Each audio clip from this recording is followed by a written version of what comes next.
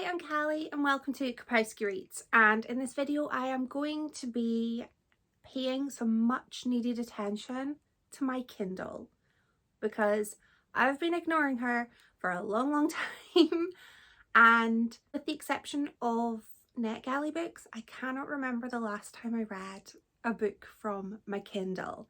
So I have picked 3 books that have been on my electronic shelf for the longest time, and I am going to be reading them.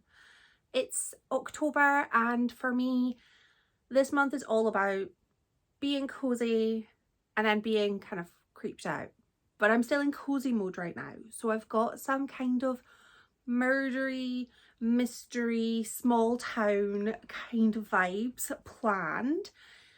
I'm just going to tell you the books I'm reading first, then I'm going to read them. That is the goal, that is the plan. I feel it should be achievable, I hope. First up is Death by Chocolate by Sally Berneathy. I'm just going to be honest and say I don't really remember what any of these books are about. I'm gonna guess we have a baker. I could be wrong. Next I have Crossed by Death by ACF Bookens. Cross Stitch and Murder? I don't know. And Murder at the Manor by Catherine Coles. I think this is going to be your classic rich people murder kind of book. This is what happens when you fill up your Kindle and you just don't read the books. So I'm going to read them and we're going to have a nice cozy time. And maybe I can predict the whodunit before the grand reveal. I doubt it. I highly doubt it. But there's a chance.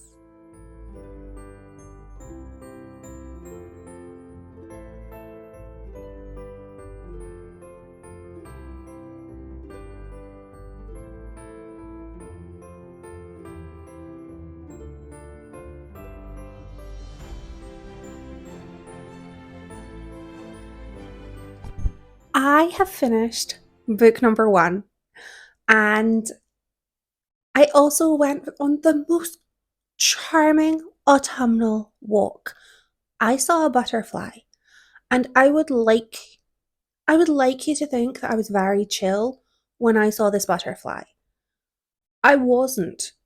I shuffled like a little cartoon creep where I didn't want to scare the butterfly off of the bridge.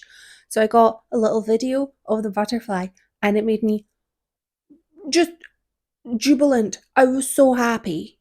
We went for a little nature walk and saw nature, saw a butterfly. It was the best time. I started reading Death by Chocolate by Sally Berneathy. Berneathy? I actually started reading this when I was in the waiting room to get my flu jab. I'm not feeling the best right now, and my arm, oh, I'll show you it. I have a quite substantial rash. That's fun. It's not sore. It's usually quite sore, but my arm's okay. I just feel like I've been hit by a truck. But considering my lungs are made of paper and best regards, I need to get the flu jab just in case. Anyway, back to the book, Death by Chocolate. This is a small town mystery, as are all of the books I'm reading in this video. Lindsay is a chocolatier. That's her thing. She loves chocolate, she loves full sugar Coke, and she has a very unpleasant ex-husband, soon-to-be ex-husband. She runs a cafe with her neighbour and best friend Paula, and one day the police show up at Paula's door wanting to know about a certain man, and Paula is like, nope, no idea who this man is. And our protagonist Lindsay starts to realise she knows nothing about her bestie. Nothing at all. And it's not gone unnoticed that her best friend does a lot to sort of not stand out, to blend in. She wears the most nondescript outfits, which again, like, no shade, that just could be her style. And she colours her naturally blonde hair a very standard brown because she doesn't want to stand out. And Lindsay's like, what is going on? And all of these secrets from Paula's past are coming back. And Lindsay is the best friend you want in this situation. Lindsay is big mouthed, very, very big mouthed, very outspoken, but she is a very, very protective friend. And she works with her neighbour Fred to find out what is going on. What is happening? Because it seems like somebody is watching Paula and her very young son, Zach, who's adorable. He offers a lot of quite fun light relief. And another form of light relief is Lindsay's ex-husband, Rick, soon to be. Their divorce is not finalised yet, but it will be. And Rick, I just wish that because Lindsay is so outspoken, so confident, that she would just say, Rick, go away. And she does say, Rick, go away, but he doesn't listen to her. And I feel like, be firmer with him. There is a moment where she threatens to get charges brought up on him for like trying to break into her house and then drops them. And I'd be like, nah, I'm getting those charges pressed. Like, leave her alone. Ugh. I did not like Rick. And I was very confused about the age of Lindsay. Not that it matters, but she was both young and ancient at the same time. Like, she was kind of carefree, very outspoken, very confident, had the sort of air of like, you know, when you see like the older Gen Zs and you're like, you are going to do fine in life. Like, you're going to be good. She was like that. But at the same time, she would call a toilet a commode. And I have not known anyone under the age of 80 to call a toilet a commode. I don't know if that's maybe a regional thing for where the author is from. That could be it. But she seemed so young because she got married. She was married for 5 years out of uni and then like separated for quite a short amount of time, which I think would put her as late 20s at best, and yet owned 3 properties with her ex-husband. She had a cafe. How well is this cafe doing that you can have 3 properties? I'm in the wrong field. I've known many a friend who's ran a cafe. None of them have owned 3 properties, and they've been delightful cafes.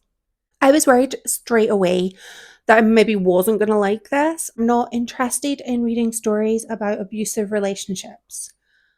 I don't want to read them.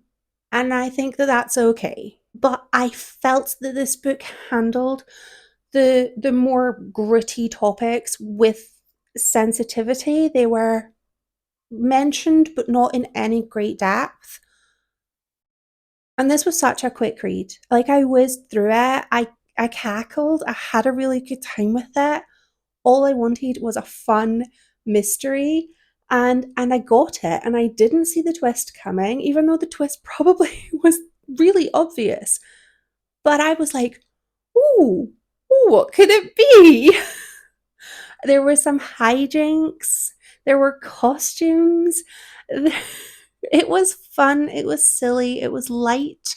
And I really enjoyed the friendships between Lindsay and Paula and with their neighbour Fred. There was a cat. His name is King Henry. He was the true star of the book. And this is part of a series. I anticipate he will be the star of the series.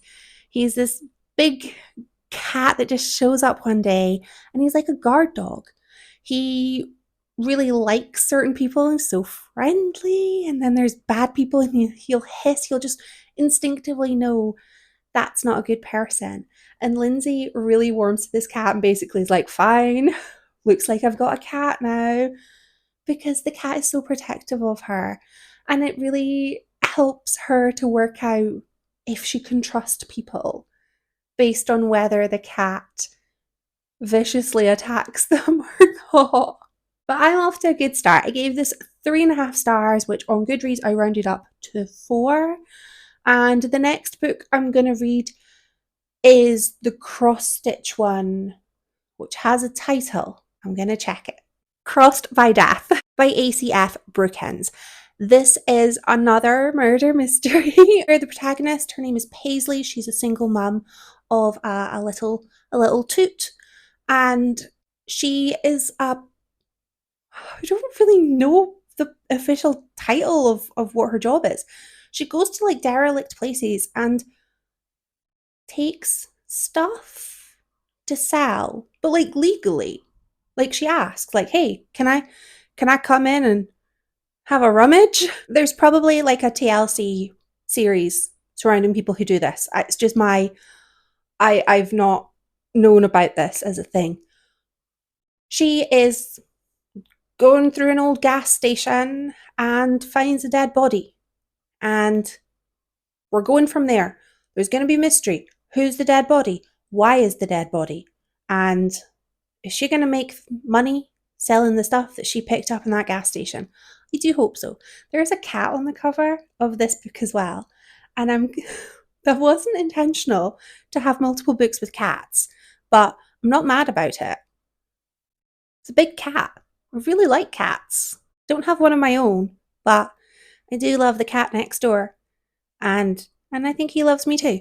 I'm going to go read this and I will come back in a wee bit.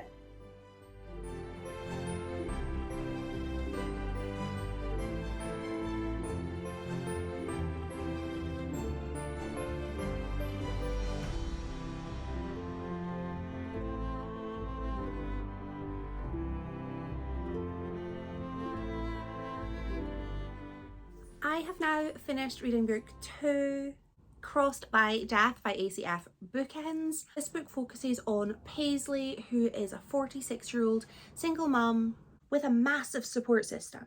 Massive. And she is I want to say scavenger. There is a proper term for what she does that I don't know. She goes to derelict buildings and loots them legally with permission. She takes stuff and sells it, and that's how she makes her money. She does it through a blog. She is going through an old gas station, having a wee rummage, and in the back house attached to the gas station, she finds a dead body. This gas station closed about 20 years prior due to a tragic death of one of the owners, and since then it's just kind of just sat returning itself to the earth. So she didn't know that there'd be a person there. Nobody expected a person to be there, let alone a dead person. So on we go and enjoy a bit of a murder mystery. Paisley then pokes her beak in and starts looking into the gas station and the family, and doing a big family tree of these people with no permission, and it felt very exploitative. It felt very much taking a liberty. I would be raging if somebody was like, "Hey, you had a tragedy in your family. Here's your family tree, which will go back to more tragedy." I'd be a bit, who do you think you are? Why have you decided to do this? But nobody did. Everyone was like, "Paisley, you're the best. Great." Paisley was really, really boring as a character. And I don't mean, this book was sort of giving the vibe on the cover of it being like a cozy kind of cross-stitch related mystery. I don't mean that cross-stitch is boring, because cross-stitch was barely mentioned in this book.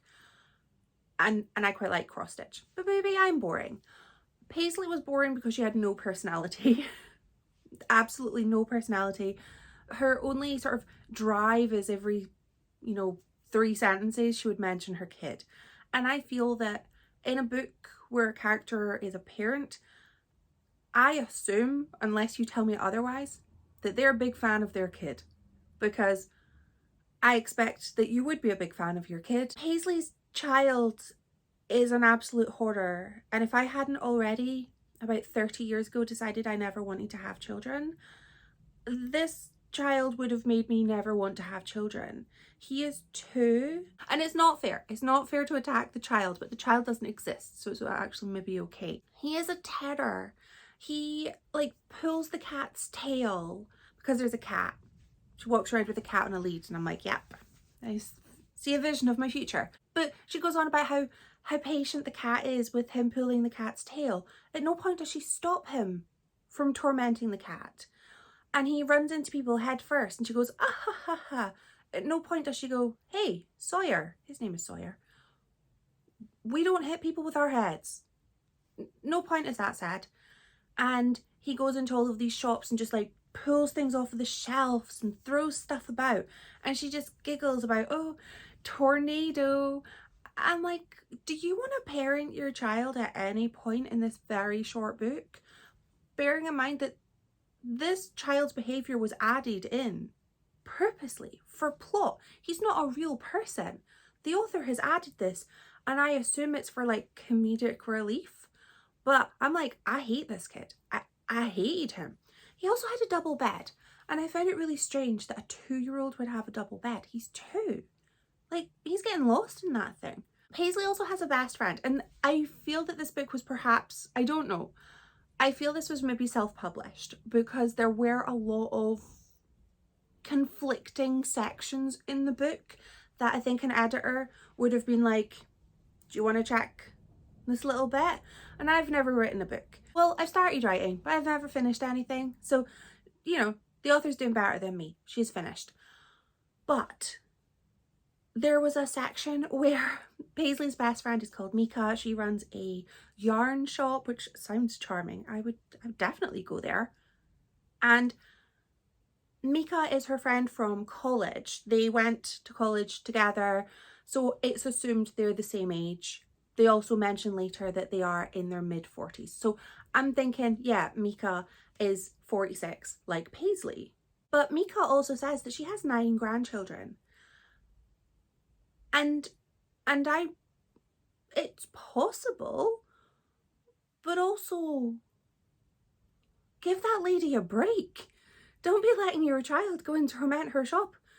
Let the woman have some peace if she's got 9 grandchildren and she's 46. I think that was maybe an error. Or it was meant to be like another character said that. I don't know, but it just definitely took me out of the book. There is a romance, but I definitely am wary to call it a romance because there was no actual romance. There was a police officer, because it's always a police officer romance in these kinds of books.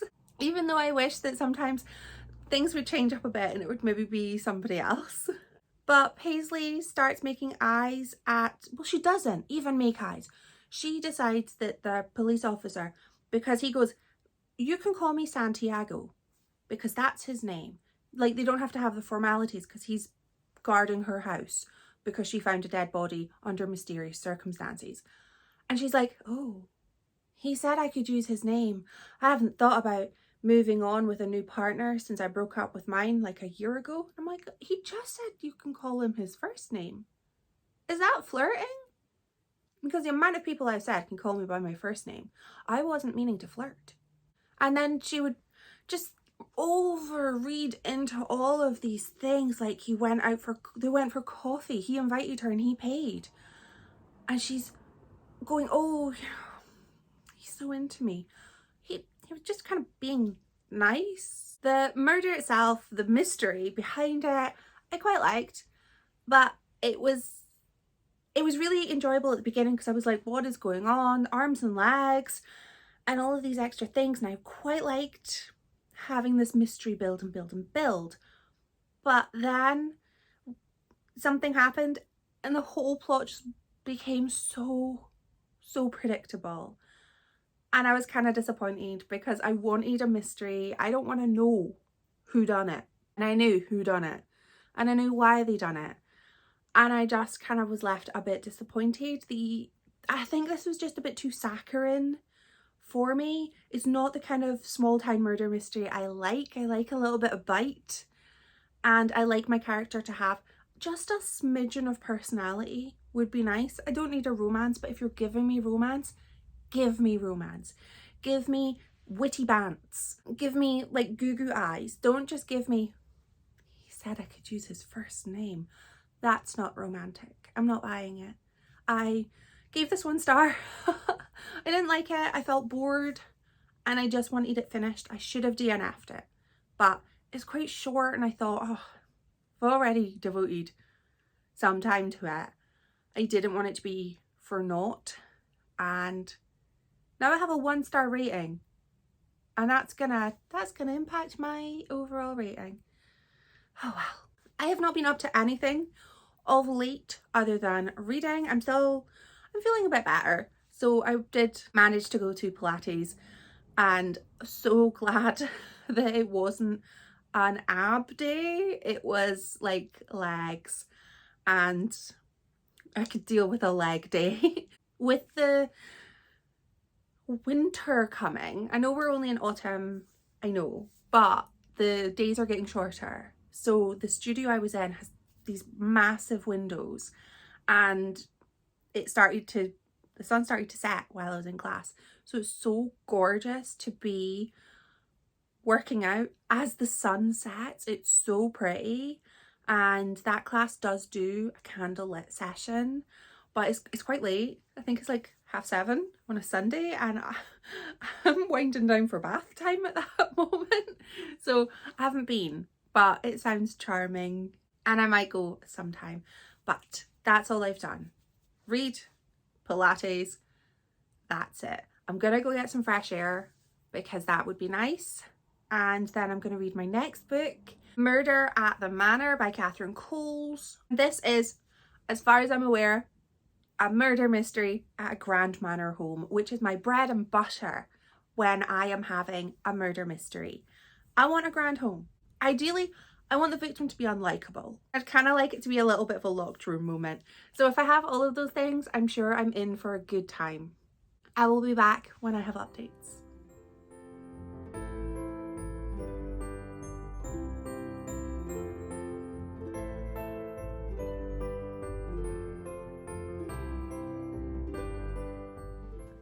I have finished book 2, Murder at the Manor, and I feel torn. I am Natalie Imbruglia. I am torn. I also have coffee. I've switched the pumpkin mug. I would normally switch a little later, but I don't care. I've got the pumpkin mug and it matches my nails, which I think is perfect. Before I start talking about the book, I want to tell you, I went on my walk, and I will have included B-roll before this, just to break up my jibber jabber. I saw some swans. I saw some swans swimming, and it was delightful. I got too close at one point when I was filming them, and I didn't realise, like, I'm assuming the dad swan, he was eyeing me up, and then I noticed he was kind of coming towards me, and I ran away because swans are vicious. They're majestic, but oh, are they vicious. I'm sure I read somewhere about somebody who got their arm broken by a swan, but that may be in a terrible book I once read, and I don't know if that's true. But either way, if a swan looks like it's going to come for me, I'm going to run. So I did. But I got some cute videos of the swans, and the dad swan did not come out of the water. He just made it known that I was too close. And then they went back to their swimming and like their little doop, doop, dipping under for delicious food from the depths of the river. And it was so cute. Oh, I love seeing like nature when I go into nature. I lost my mind earlier at a butterfly, and now I'm losing my mind at a swan. But there were five. I'm fairly certain there were 5. It was the best. And now I have coffee and I'm warming up because I got cold. Finally time to wear this. This jumper is so bobbly, but I love it and I don't care. Back to the book. Now that I've raved about seeing some swans that made my day, I finished Murder at the Manor, and there were parts of this book I really, really liked, and there were parts I didn't. So I think I haven't rated this yet. I think I can only really give it 3. If I'm torn, it has to be like in the diddle middle. What I liked was the plot.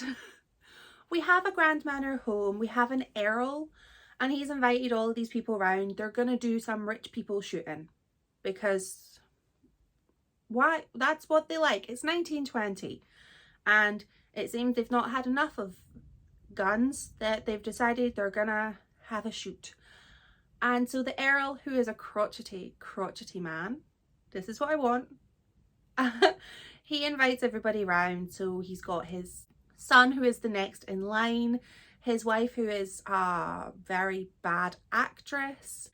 We have an elderly aunt who I love. Her name is Em.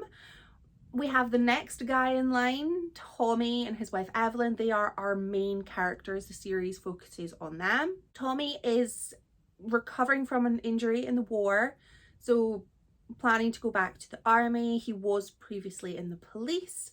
Evelyn helped in the war with the police. We have a vicar and his wife. We have a school teacher who's been invited, which is very strange. There's a reason. We'll learn the reason, but it's a very weird mix of people. There's also a few people who work on the land that have been invited too, because the hunt's going on. And at this big dinner, our patriarch dies. He drinks some tainted alcohol, although considering the way things had been going at that dinner, there was a lot of alcohol being consumed. Could have been anything, but he dies. Very sad for the people who cared about him. Or so you would think. His son is just jubilant because he's like, sweet, I am the next in line. And his wife is not happy because when the will is read out, she was expecting to be bequeathed something and she was left nothing by her father-in-law. And she is not happy about it. The hunt then happens and everyone's like, woo, grouse. That's what I imagine they do. And there is an accident at the shoot, and the new Earl, who has been Earl for less than a day, he dies. He's also deeply unpleasant and very like, oh, you will call me by my title. Like, you've just got the title. Come, Hakuna your tatas. So then Tommy ends up being declared the new Earl. And Lillian, the wife of the now dead Earl, not happy, raging, causing a scene, which I kind of love. She's a terrible character, but I love her. I also love Em, the aunt, because she is sassy and she cares not for what people think about her, and she says exactly what she's thinking, which a lot of the time is what other people are thinking too, and I love her. But things then look really suspicious because there's been 2 Earls killed in a row. And the police are looking into it, lock down the house, and drama ensues, like infighting amongst the people. And I kind of lost a bit of interest at that point just because there was a lot of arguing. Gets quite old quite quickly. But I did like the way that all of these secrets came out of the woodwork. What I didn't like about the book was that it didn't feel like it was set in 1920. The characters felt way too modern. A lot of their conversations, yeah, they dropped in I can't even vote, because she wasn't 30. But other than a few sort of historical references to point out the time, this book could have taken place in 2015. It could have taken place in 2020. Well, probably not actually. Pre-February 2020. It just didn't feel historical. I felt the characters, their mindset and their language was very, very modern. And I know that this book was written in the current time, but with historical books, I'm never usually a big fan of historical books. It's not my go-to other than with murder mysteries, but I feel like they have to really, if you're going to set a book in a certain time, make it feel like it's in that time. And it just didn't. It felt so modern. I kind of ummed and ahed with the characters as well. I quite liked Evelyn. It was mainly from her perspective in this book. I don't know if we'll get more from Tommy later or if it is just Evelyn. But she felt quite nice. She felt caring. She felt intelligent. But then at the end, she felt callous and cruel and like she didn't care at all. I felt that this was very much paying homage to Agatha Christie. The surname of the main characters is Christie, and there was a Poirot moment where everyone's gathered to sort of talk about, you know, to talk about the crime and talk about every single suspect and explain why it could or couldn't be them, which I don't think would happen in life, but love when it happens in fiction. I think the police would maybe just be like, well, A, we'll handle the solving of the crime, and B, we'll arrest the guy without fanfare. I don't know. It was fine. It was fun. I would read more books in this series. So there's that. It does not compare at all to my favourite Grand Manor home murder mystery, which is Crooked House by Agatha Christie. I love it. It is my favourite. The adaptation with Glenn Close is exquisite. So I see what I was going for, and I did quite like this as the start of a series, but I don't know.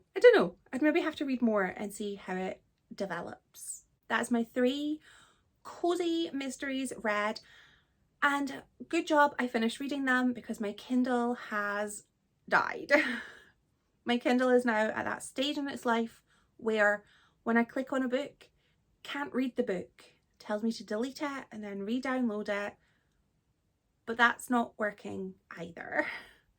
So I think I'm going to have to read on my iPad for the foreseeable future, and I've got like a 900-page ebook I have to read in October. I want to read it, but I don't know how my eyes are going to cope with that on my iPad. My Kindle is old. It's older than, well, my boyfriend had it before we met, and we've been together for 11 years. So it's old, but I still expect it to work. So luckily I can read that book later. It's fine. We'll be fine. I'm gonna get back to my coffee, and I hope you have a lovely rest of your day. Thank you so much for watching. Bye!